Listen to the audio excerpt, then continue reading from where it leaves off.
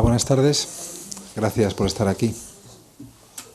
Para presentar a Soledad Puertolas, de la Real Academia de la Lengua, se podría decir de una manera muy comprimida, pero yo creo que muy reveladora y además muy afín a lo que nos convoca esta tarde aquí. Se podría decir que Soledad vive en la literatura y convive con la pintura. Lo primero es obvio, todos lo conocemos y lo disfrutamos, y lo segundo también, porque desde hace muchos años está casada y comparte su vida con un pintor. Así que bueno, por si no hubiese suficientes razones para que nos acompañe esta tarde aquí, eso parece una idoneidad especial. Todos recordarán, Soledad Puertolas irrumpió, yo creo que es la palabra que mejor viene al caso, en la literatura española en el año 79, cuando El bandido doblemente armado ganó el premio Sésamo de novela. Fue un libro leidísimo, elogiadísimo, y que fue uno de los acontecimientos literarios de aquellos años, no solo del momento en que apareció. Y desde entonces ha ido desgranando una obra literaria que llega, creo que a la treintena de títulos, no sé si he repasado bien, la mayoría de ellos novelas, también varios títulos de antologías de relatos, 4 ensayos y algunas aproximaciones también al ámbito de la literatura infantil y juvenil. Su último libro, Mi amor en vano, ha salido hace apenas unas pocas semanas. Es, como les decía al principio, académica de número de la Real Academia de la Lengua. Desde el año 2010 ocupa el sillón G minúscula, del que tomó posesión con la lectura de un discurso sobre los personajes secundarios del Quijote. Hace apenas, con motivo de la aparición del último libro, hace apenas unas semanas, en una entrevista en Babelia, Soledad decía que una de las cosas que más le atrae del hecho de escribir es la capacidad que tiene la literatura para imaginar y para indagar en el lado oculto que todos tenemos, en los secretos y en lo que no mostramos, en la manera en que nos mostramos a los demás. Desde ese punto de vista, yo creo que el acercamiento a este cuadro impresionante de Van Velde y a estos personajes que son casi todos, no es que parezca que ocultan algo, sino que parecen solo ocultación, promete ser interesantísimo. Y bueno, pues estamos todos deseando seguirte por este camino nevado. Muchas gracias por estar aquí, Soledad. Muchísimas gracias a la Fundación Mapfre, muchísimas gracias a las palabras de Iñaki, que ya nos llamamos así, ¿no? Nos llamamos por nuestros nombres propios, porque siempre es una persona amabilísima, eres una persona amabilísima siempre conmigo, cuando me llamas y me propones cosas. Y verdaderamente cuando me llamó y me propuso escoger un retrato de esta exposición, en esta serie de autorretratos, pues me encontré con la agradable sorpresa de que estaba Bram Van Velde. Bram Van Velde en mi casa es muy importante. Eso vamos a empezar por ahí y luego lo explicaré. Bueno, lo primero de todo vamos a poner entonces el cuadro, ¿no? A ver. El cuadro no se llama así, autorretrato, pero está incluido en el catálogo de la exposición. Sin duda, el hombre que nos mira desde la izquierda, nuestra izquierda, del cuadro es Bram Van Velde. A pesar de la economía de los rasgos, de las amplias pinceladas y del intenso colorido del rostro, el parecido es innegable. No en el detalle, sino en el resultado, en la expresión. Fue él quien nos puso sobre la pista al declarar que en la época en que el cuadro fue pintado, una época en la que sobre todo pintó muchas flores, cada obra era en realidad un autorretrato. Pero el cuadro en esta exposición lleva el título de Nieve, si bien su título original es Aldea. En todo caso, es uno de los escasos cuadros a los que el pintor dio nombre. El sin título es casi la marca de fábrica del pintor holandés. Estos son entonces los datos. Dorf, Wordsworth, 1923, óleo sobre lienzo. ¿Por qué he escogido este cuadro? ¿Qué querría decir sobre él? Hojeé la lista de los pintores cuyos cuadros figuraban en la exposición y ya con el catálogo en mi poder, hojeé las fotografías de los cuadros.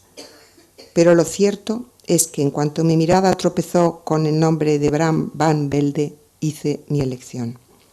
Si había un Van Velde en estos cuadros, hablaría de él. Con Van Velde sucede que si te gusta todo lo que hace, porque todo responde a la misma incierta, casi angustiosa y del todo indefinible búsqueda. No existen en él etapas desconectadas ni tránsitos convulsos. No se cierra un periodo para iniciar otro sobre bases completamente distintas. De un cuadro a otro, la búsqueda interminable fluye, como fluye la pintura en cada uno de sus cuadros. Y en ese fluir tan suave, tan ondulado, viene también envuelto el dolor de la vida y lo terrible y la nada. Es un fluir tan poco complaciente que no parece ajustarse bien al propio significado del verbo. Es verdad que se han eliminado las aristas, los cortes radicales, pero eso no quiere decir que las cosas sean fáciles. Lo que ha desaparecido es el obstáculo obvio. De eso ya no hay nada. Ahora el obstáculo está ahí, dentro de las líneas que se curvan sin romperse, en ellas, en todos sus trazos. No existe en Van Velde la descomposición de la figura o del paisaje. Su pintura emprende un camino distinto del cubismo. No sabemos lo que busca, pero estremece la intensidad con que lo busca. Esto no es un mero ejercicio, no es un ensayo, no es un boceto. Cada vez que pinta se persigue lo absoluto, lo absoluto. ¿Cómo pronunciar esta palabra y permanecer impasibles? ¿Qué es lo absoluto? ¿Existirá? Y si no existe, ¿por qué lo buscamos? ¿Cree siempre el artista cuando pinta, cuando escribe, que existe lo que está buscando? ¿Es necesaria la existencia de ese ente, esa meta, para sentir intensamente el deseo de conseguirlo, de llegar hasta ella? Sentirlo y quererlo sentir. Vivir con eso, pintar, escribir con eso. La pintura de Bram van Velde transmite el deseo imposible del artista. Y como evidentemente en la imposibilidad hay mucha angustia, lo que más asombra es precisamente la fluidez que antes mencioné y que está siempre presente en sus cuadros. Y esa fuerza, de ningún modo triste ni derrotista, que emana de la fluidez y de los colores que la subrayan e intensifican. Los cuadros de Van Velde no proclaman la imposibilidad, ni el horror, ni el vacío, por mucho que estén pintados desde allí. Desde allí y con todo eso a cuestas, sin dejarlo atrás, sin superarlo. No se trata de superar, sino quizá de ver, de tocar algo que tiene que ver con los sentidos y que, sin embargo, parece espiritual, intangible. Qué difícil resulta hablar de la pintura. Cuando se comenta un libro, más aún una novela, el guión está prácticamente hecho. Para empezar, en una novela suele haber argumento, de la clase que sea. Y eso ya es una pista. Hay personajes, hay escenario y hay tiempo. Pero sobre todo está la lengua, las palabras, las frases. Hablar sobre una novela es permanecer dentro del mundo de las palabras. Aunque en cierto modo, no lo olvidemos, eso puede ser una trampa. Y algunos lectores caen en el error de creer que, dado que los instrumentos empleados en la novela son los mismos que él utiliza todos los días y sin aparente esfuerzo, sin apenas darse cuenta, la intencionalidad, la esencia que da vida y sentido a ese nuevo rumbo recogido en la novela son también los mismos. Pero ese tipo de error es en principio fácilmente subsanable. De eso debería de tratar la educación, entre otras cosas. de dar claves que permitieran distinguir, valorar y finalmente disfrutar de lo artístico, de lo creativo. Un conocido mío, un hombre culto y me parece que bien intencionado, me comentó una vez que echaba de menos en mis novelas ciertos datos relativos a los personajes, al menos a algunos de ellos. Desde luego el principal. ¿De qué vivía? Le respondí con cierta condescendencia, aunque creo que él no lo notó porque probablemente reprimí toda señal externa de ella. Resumí lo más sucintamente que pude la lección. Una novela es un mundo escogido, no es el amplio e ilimitado mundo. El narrador nos cuenta esta historia y no otra, nos da estos datos y no otros. Dicho esto, está clarísimo de que vive el personaje aludido. Sus padres le mantienen. Se crea o no, el conocido insistió, pues eso había que decirlo. En este sentido, la pintura le lleva ventaja a la literatura. Esa confusión queda desde el principio eliminada. Quien se enfrenta a un cuadro no suele decir, pero aquí falta un detalle relevante, aquí debería de haber un árbol, o una mesa, o una mujer, o un niño. Como el mundo que está en el cuadro está hecho de imágenes, de trazos, de manchas de color, el observador no se siente tentado a aplicarle las características de su propia vida, de la expresión verbal de la vida. Mira el cuadro y lo acepta o lo rechaza, pero no pone en cuestión, generalmente, sus límites. No es fácil hablar de pintura y eso, hasta cierto punto, beneficia a la pintura. Eso implica un instante de reflexión antes de lanzarse a hablar. El mundo de las imágenes, de los trazos, de las manchas de color, no es el mundo de las palabras, no es el mundo de las frases y la sintaxis. ¿Cómo trasladar uno a otro? Las cosas se facilitan mucho en el caso de la pintura figurativa, donde el cuadro nos presenta una escena de una historia o un atisbo, un sutil fragmento. El comentarista respira con alivio. Las palabras se aferran a la historia. A partir de allí, las mismas palabras irán trazando el camino, porque esa es una de las grandes cualidades de las palabras que de pronto parece que se enlazan solas. Si no fuera así, los escritores estaríamos perdidos. Yo, al menos, no podría pasar de los 10 primeros folios de una novela, pero afortunadamente el milagro ocurre. Las palabras empujan, crean una extraña presión. Las palabras crean. El cuadro que he escogido, Nieve o Aldea, de Bram van Velde, es un cuadro figurativo. Todos los cuadros de esta exposición lo son. Son autorretratos. Son incluso muy figurativos o muy expresivos. Hay una multitud de historias en cada uno de ellos, como hay una multitud de historias en cada uno de sus autores y en cada uno de sus observadores. En un autorretrato confluyen las historias.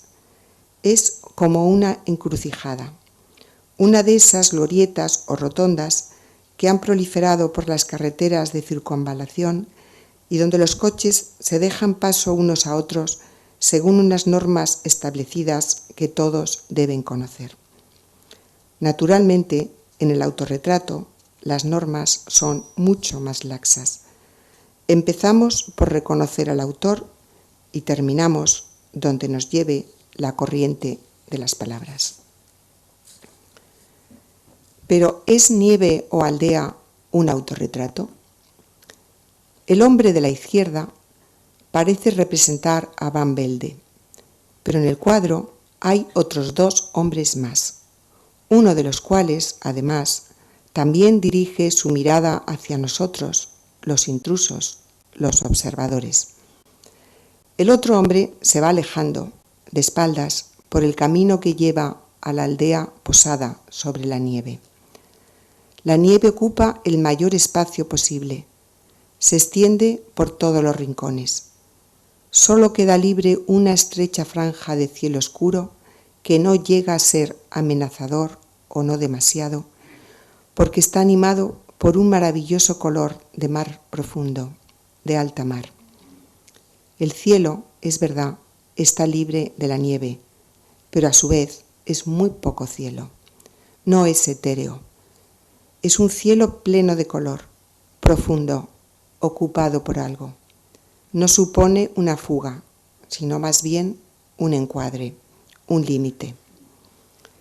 En la época en que fue pintado el cuadro, Van Velde se encontraba en Worswede, una comunidad de artistas y bohemios que buscaban su propia expresión artística. Fue allí, en 1923, cuando Van Velde realizó los pocos cuadros figurativos de toda su obra. Cuadros que llevan títulos: Aldea, Paisaje, Bebé, Bouquet, El sembrador, Desnudo amarillo, La mujer del artista. Poco después, en 1924, Van Velde, entonces instalado en Córcega, pinta una serie de naturalezas muertas, flores ante una ventana, que derivan enseguida hacia su pintura más característica. De forma que Nieve o Aldea, por su carácter figurativo, es hasta cierto punto una excepción en la obra de Van Velde. Pero hasta cierto punto, porque aun siendo figurativo, ya es plenamente Van Velde. Todos sus cuadros posteriores pueden adivinarse en él.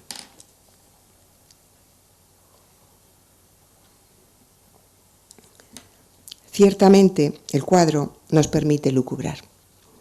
Más aún cuando nos presenta no uno, sino tres personajes. El hombre de la izquierda es el más alto, el que primero llama nuestra atención. Los cuencos negros de sus ojos transmiten una intensa sensación de vacío. Allá donde está mirando no hay nada. Aunque los ojos de Van Velde eran, según veo en las fotografías, muy claros, estos ojos son los suyos. Este hombre es Van Velde. Los pómulos altos y pronunciados, la fina línea de la boca cerrada, con una remota expresión de perplejidad, de vago malestar, la nariz prominente, curvada hacia abajo, el óvalo alargado de la cara, todo es Van Velde, incluso el gesto.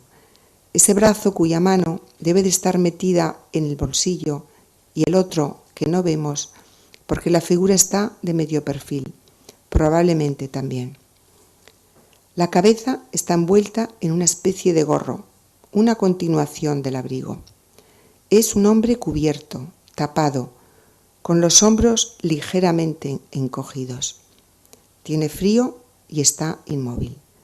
Su rostro se compone de manchas de color verde, violeta, rosa, un leve amarillo. No es un retrato realista, ni mucho menos costumbrista. Se encuadra mucho mejor dentro del expresionismo. Este hombre no es estrictamente Van Velde, es la expresión de Van Velde. Es una determinada expresión de Van Velde. Un momento atrapado en mitad del día, yo diría que en mitad de la tarde, que se presiente ya la noche, de camino hacia la aldea, inmerso en ese momento de nieve, de frío, de perplejidad y también de luz. Como la nieve, la luz se derrama por todos los rincones del cuadro. Una luz tamizada y aún vibrante, aún hace un poco de daño a los ojos, muy poco ya. Ahora el resplandor no ciega, acoge. Al otro lado del cuadro se encuentran los dos personajes restantes. Justo por debajo de la cabeza del hombre de la izquierda, cuya cabeza prácticamente llega hasta el cielo del color del mar, más cerca del centro y del observador, uno de estos hombres se vuelve hacia el espejo de nuestra mirada y clava allí los ojos de forma incisiva, interrogante, un punto malhumorado, como si hubiéramos venido aquí a perturbarles. Su rostro está completamente enrojecido. Por el frío, por la ira, es su propio carácter, su forma de ser, lo que le da ese color. Se adivina que tiene los brazos medios cruzados a la espalda. Ahí se han quedado porque ahí estaban cuando le sorprendieron por detrás nuestras voces. Y ahí siguen porque piensa ponerse de nuevo en camino, inmediatamente, ya. El camino lo indica el otro hombre, el que sigue andando, de espaldas a nosotros. Nos ignora, ya sea porque no haya advertido nuestra presencia o porque haya decidido ignorarnos. Este tercer hombre, cuya figura de espaldas vemos entera, se dirige hacia la aldea. Ese grupo de casas de tonos predominantemente rojos y azules, tonos vivos, que contrastan con la blancura de la nieve. La aldea se encuentra a la derecha superior del cuadro, a la altura de la cabeza del hombre de la izquierda. Y es precisamente el sentido de los pasos que sin duda está dando el hombre a quien no vemos la cara, lo que hace que la aldea cobre de pronto una gran importancia. Este grupo de casas pintadas de colores vivos no es un grupo estático. Hay movimiento en él. Los huecos de las puertas y las ventanas son agujeros oscuros, tan oscuros como los cuencos de los ojos del hombre de la izquierda. Todos estos ojos nos miran, absorben nuestra mirada. Están ahí para eso, para recoger nuestras miradas, para decirnos algo. La aldea de pronto se convierte en un personaje más, en muchos, en realidad. Mudos, callados ahora, recogidos, pero quién sabe, aletea la posibilidad del despertar. Estamos accediendo a un momento que se convierte, solo porque nosotros accedemos a él, en un momento importante, decisivo.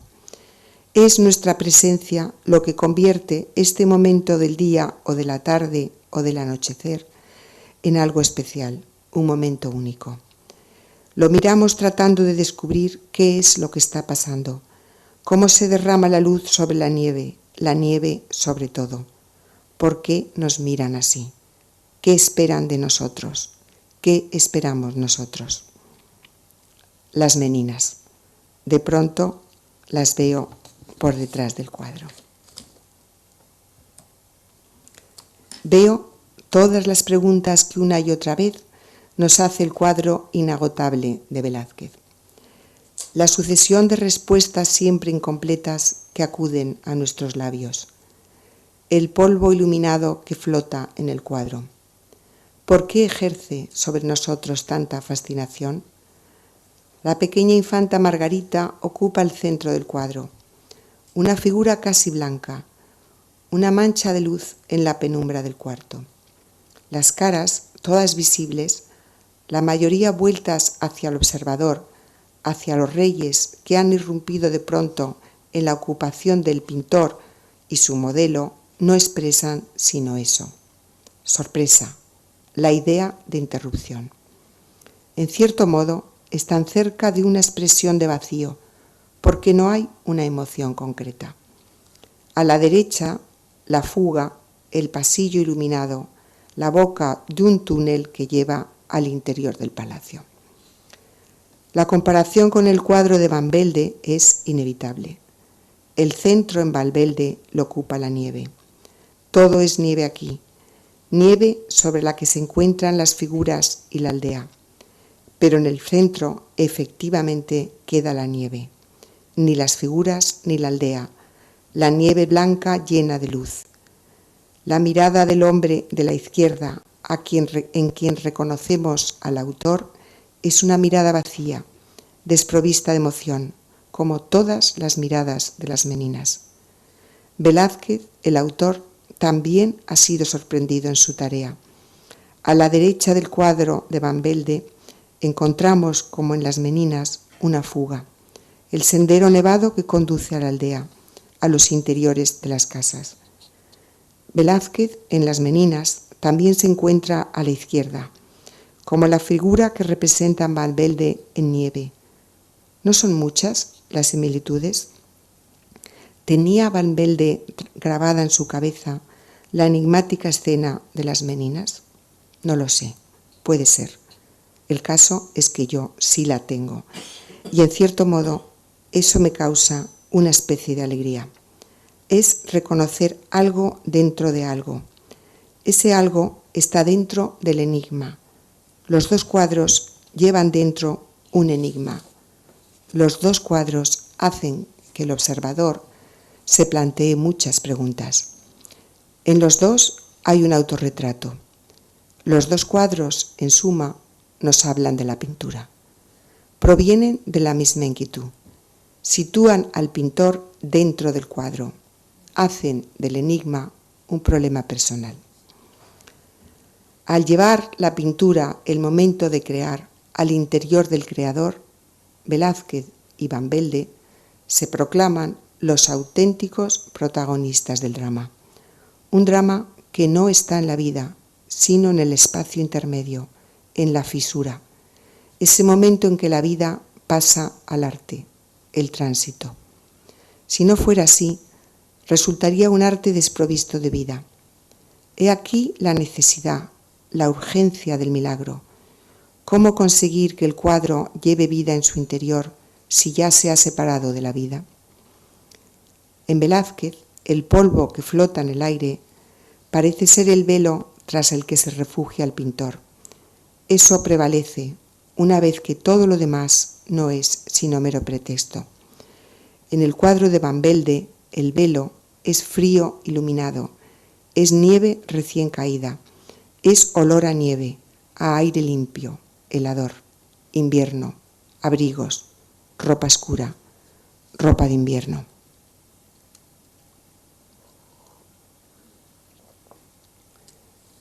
Antes de que las meninas acudieran como una aparición a mi cabeza, otro cuadro, El grito de Edvard Munch, había hecho acto de presencia en mi imaginación. En mayo del pasado año saltó la noticia. El grito de Munch había sido vendido por 91 millones de euros.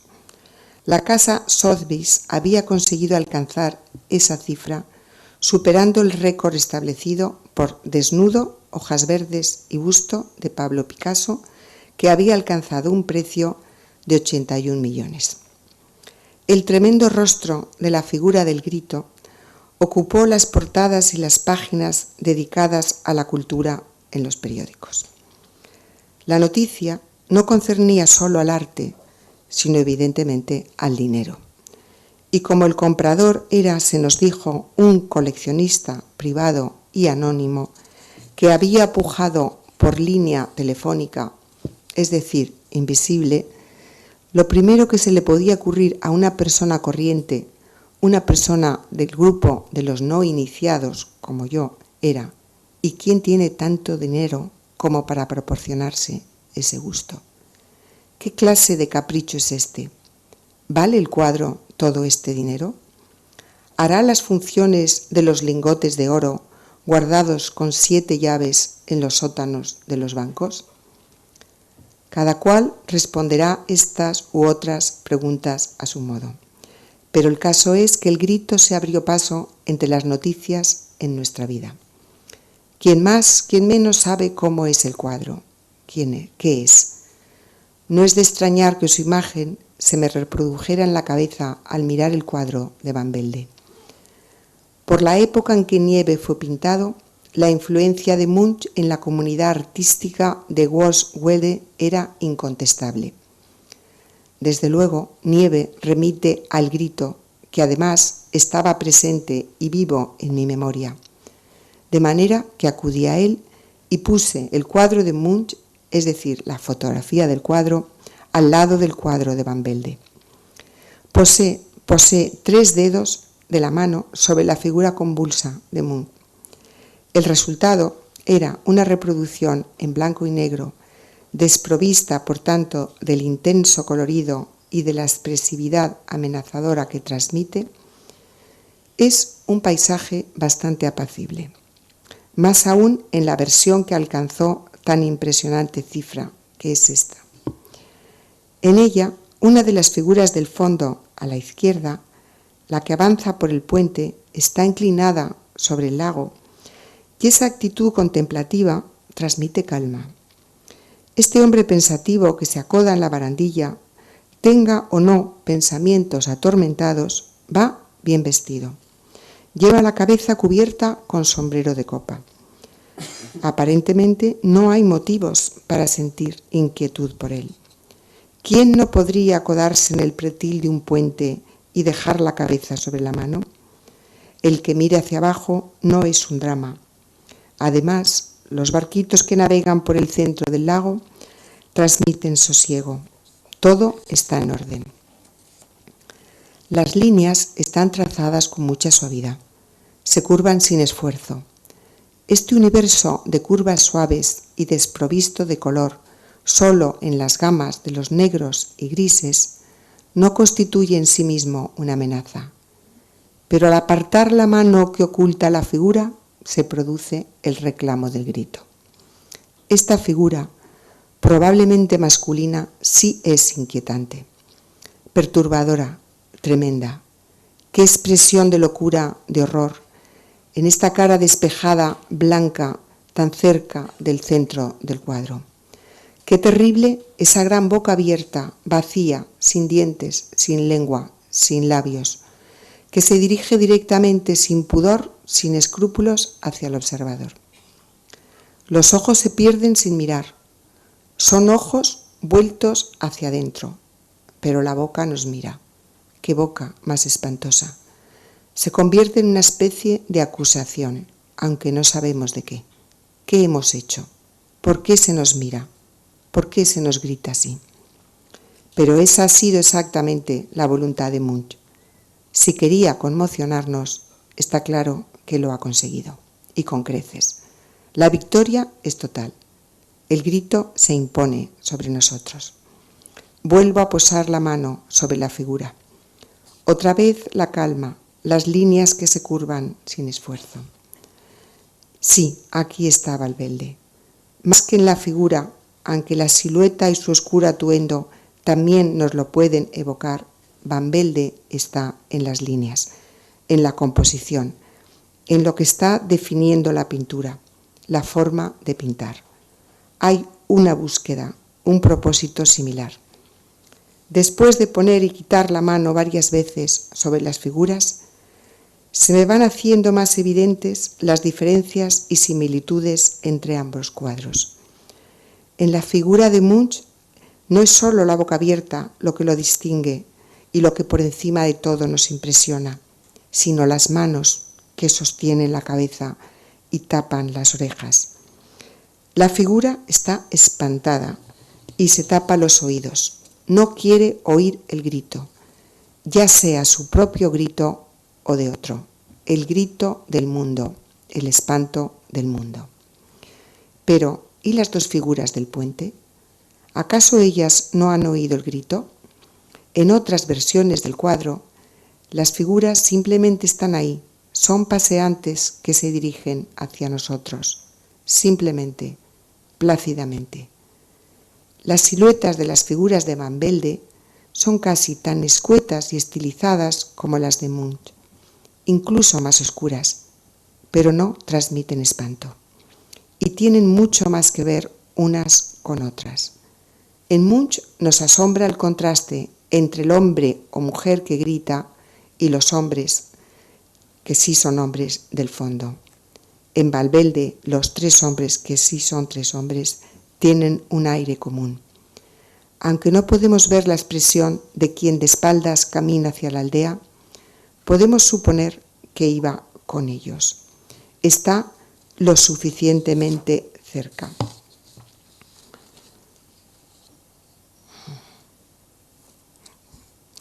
Por lo que sea, el hombre no se ha vuelto hacia nosotros. Ha seguido su camino sin hacer caso de nuestra irrupción, sea un saludo, una pregunta, lo que sea. El hombre nos ignora. Su indiferencia casa con las miradas que nos dedican los otros. Es que estaba pensando en ponerles el otro, pero como soy muy mala para esto de la técnica, me da miedo que luego no pueda volver, pero vuelvo.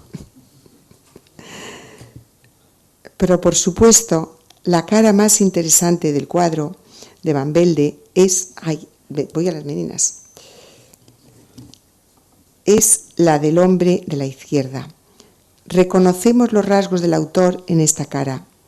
Esta perplejidad y esa tenacidad, ese estar ahí, pase lo que pase, con frío, con nieve, solo, con otros, con nuestra inesperada irrupción.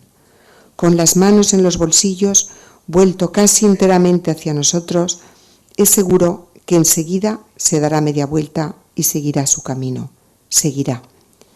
Si prescindo de todas las figuras, si imagino que no hay nadie, ningún ser humano, en ninguno de los dos cuadros, encuentro muchas similitudes entre ellos. Composición triangular, curvas que delimitan el espacio suavemente, idea de continuidad, de elasticidad. Vayamos por fin al color. Vuelvo a Munch. En Munch es extraordinariamente intenso. En una de las versiones del cuadro, la más conocida, la franja del cielo naranja rojiza, es una gran llamarada que ilumina el paisaje. La barandilla del puente cobra un reflejo rojo y desde luego el espacio que ocupa el cielo es mayor que en el cuadro de Van Velde. Pero el color blanco que reina en Van Velde está también en Munch. Un rostro blanco cadavérico, apagado, es el rostro del ser espantado. Hay convulsión en todos los colores de Munch. Hay explosión. En cierto modo, el cuadro parece una masa incandescente donde acabarán por mezclarse los colores. Una masa que se lo tragará todo, como una caldera de fuego líquido infernal. La suavidad de las curvas, la ductilidad, la flexibilidad en el cuadro de Munch se convierten en terribles amenazas. Lo peor de todo, la disolución. ¿Es Van Velde tan negativo? ¿Nos comunica ese mismo horror? El paisaje de Van Velde evidentemente es duro. Hay frío, aridez, dificultad. No hay comodidad ninguna. Sin embargo, el hombre que camina de espaldas a nosotros tiene un aire de tranquilidad. No parece convulso, tampoco los otros. Asombrados, algo intrigados por nuestra irrupción, algo ateridos también, pero indiferentes a lo que después de mirarles y de que ellos nos miren, vayamos a hacer. Si decidimos dar media vuelta y marcharnos, pues bien. También podemos ir con ellos. Podemos subirnos el cuello del abrigo, cubrirnos la cabeza con un gorro de lana, hundir las manos en los bolsillos y caminar hacia la aldea. ¿No nos estarán invitando a que los acompañemos? En una lejanía bastante próxima, la aldea tiene un punto, si no del todo prometedor, sí misterioso. La aldea nos mira, nos espera. El cuadro de Van Velde se convierte de pronto en una invitación a vivir con él esa perplejidad, ese extraño momento, ese extraño viaje hacia la aldea. No puedo dejar de preguntarme por qué el cuadro de Munch ha sido tan celebrado, hasta el punto de alcanzar la cifra más elevada jamás pagada en una subasta por un coleccionista. ¿Será que la gente, yo misma, acepta mejor la desesperación que la perplejidad, que la incertidumbre, que las dificultades cotidianas e inacabables? La desesperación no puede durar mucho. Tiene un desenlace. Acabará por desaparecer, llevándose por delante lo que sea. Sea como fuere, desaparecerá. En su misma naturaleza, en su ser, está el durar poco, o durar eternamente, el infierno. Es así. En Munch asistimos al infierno. Entramos en otra dimensión. En cambio, en Van Velde estamos aquí, sobre la tierra nevada. Perplejidad, dificultades y por encima de todo entereza, dignidad, seguir. mirar un momento hacia atrás si es que ha venido alguien y seguir. Si ese alguien decide acompañarnos, se le admite y por eso se le mira. Aún se espera algo, no estar completamente solo. El hombre de la izquierda del cuadro está abierto a nosotros, a todo. Está tan vacío como abierto. Lo que Van Velde nos dice resulta inexpresable. No se deja resumir. Está más allá de la desesperación. Siendo extremo, no es extremo. Está en el núcleo de nuestro ser. Qué raro que nos resulte tan difícil aceptar esta actitud. Me siento sumamente afín a estas miradas, a estas inquietudes, a estas búsquedas. Pero según nos dice la trayectoria de Van Velde, no es la tendencia que se impone o que se celebra. Se prefiere, según parece, emociones más evidentes. La complejidad es lo que de verdad perturba, lo que se rechaza. El fracaso continuado de las exposiciones de Van Velde puede explicarse por eso, y quizá también por el carácter, la personalidad del propio pintor, que tenía una actitud hacia la pintura de total entrega, como si creyera que era su destino y que no podía eludirlo. Lo demás resultaba accesorio. ¿Pudo influir en el éxito de la obra la actitud, la forma de ser del creador? No lo sé, puede que sí. A mí desde luego me asombra que sus exposiciones no fueran comentadas con entusiasmo y que muchas veces no vendiera ni uno solo de los cuadros expuestos. Pero quizá no debiera de asombrarme tanto. Van Velde va por un camino propio, difícil de clasificar. No pertenece a una escuela definida, ni mucho menos a ninguna camarilla. Tiene incondicionales, eso sí. Cuenta con un apoyo inestimable. Jacques Putman, su benefactor, su mecenas. Sin él, ¿qué habría sido de Van Velde? Pero el elegante Van Velde no acusa en su aspecto físico ninguna tribulación, ninguna frustración. Todo lo contrario. Su alta figura no se encorva. Su cabeza se mantiene erguida, sus ojos extraordinariamente vivos. Su sonrisa dulce, ilusionada. Parece un sobreviviente, decidido a mantener como sea su inocencia, a esperar indefinidos milagros. ¿Qué seguía esperando día a día Van Velde hasta su muerte, acaecía en Grimaud el 28 de diciembre de 1981? Tenía 86 años. Los textos que sus admiradores le dedican conforman una figura entre mística y ascética.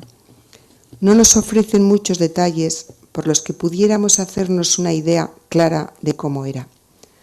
Parece un hombre sumamente amable, sumamente discreto, elegantísimo, con cierto aire de ausencia, pero nada hosco. No rehúye la compañía, ni la amistad, ni el amor. Está entre sus amigos, entre nosotros. Vuelvo al cuadro, a este extraño autorretrato que me ha remitido a Velázquez y a Munch. También está Van Gogh, comprendo de golpe.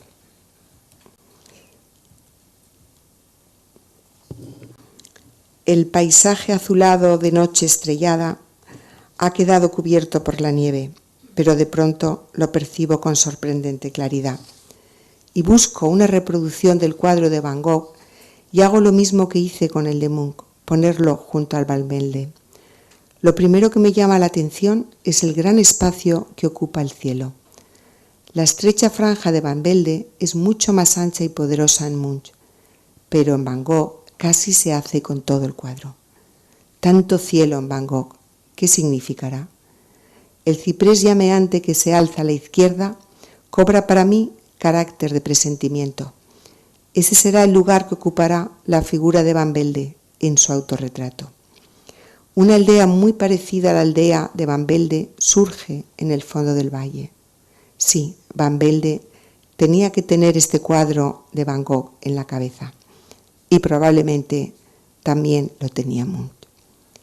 Van Gogh, en todo caso, y el espacio que ocupa en su cuadro el cielo ya es un dato, tiene un impulso espiritual, místico. La noche estrellada no existiría sin la sombra constante de la noche oscura del alma. El cuadro de Van Velde también está impregnado del espíritu, pero su noche es de este mundo. Es una noche terrenal, una noche casi carente de cielo. Van Velde busca desde el estoicismo, desde la dignidad y elegancia de su ser atribulado y nunca vencido. Su religiosidad es laica. Quizá, en otro momento, surgirá otro cuadro dentro de mí y lo veré también en el cuadro de Van Velde. Me pregunto si todo pintor no se enfrenta a su pintura con la historia de la pintura dentro de él. No de forma consciente, claro. O quizás sea mi mirada la que ya está impregnada de esa historia, de lo que más me ha interesado de esa historia o de lo que conozco de esa historia. El caso es que Van Velde, así lo veo yo, nos habla de todo eso, de su relación con la pintura y, por tanto, de su relación con la historia de la pintura. Bram Van Velde, camino de la aldea en esta heladora tarde de invierno, al oír nuestros pasos, al escuchar el eco de nuestras voces, se ha vuelto un momento hacia nosotros y se ha quedado un instante mirándonos, callado, envuelto en el último reflejo de la luz natural sobre la nieve, envuelto en la inquietud y la perplejidad del día que concluye y del siguiente, de todos los días y de todas las noches. Este momento fugaz se ha hecho eterno. Van Velde nos mira desde allí para siempre, y para siempre el hombre de espaldas sigue su camino, imperturbable, sereno. Gracias, Bram Van Velde.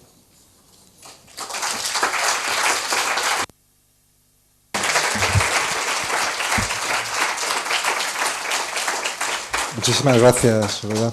La verdad es que está claro, a pesar de lo que decías al principio, por muy diferentes que sean los lenguajes, que las palabras bien dichas sí valen para adentrarse en la pintura.